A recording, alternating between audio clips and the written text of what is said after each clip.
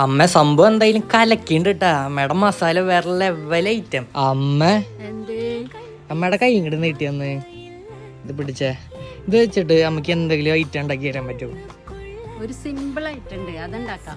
എന്നാ അപ്പൊ അതിനായിട്ട് നമുക്ക് ആദ്യം തന്നെ മുട്ട പുഴുങ്ങാൻ വയ്ക്കാം.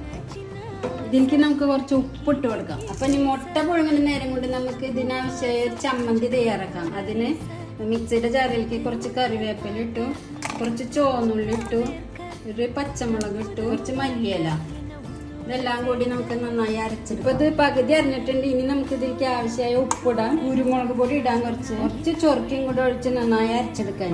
ഇനി നമുക്ക് കുറച്ച് പച്ച വെളിച്ചെണ്ണ ഒഴിച്ചിട്ട് നന്നായി നമുക്ക് ഈ പുഴുങ്ങിയ മുട്ട നടു പൊളിക്കാം. ഇനി നമുക്ക് ഈ മസാല ഓരോന്നും തേച്ച് കൊടുക്കാം. ഇനി നമുക്കിതിങ്ങനെ കൂട്ടി വെക്കാം. അപ്പൊ അമ്മ ഒരെണ്ണം എടുത്ത് കഴിച്ചു നോക്കി നൈസല്ലേ? ഞാൻ ഒരെണ്ണം എടുക്കണ്ട്. സൂപ്പറായിട്ടുണ്ട്.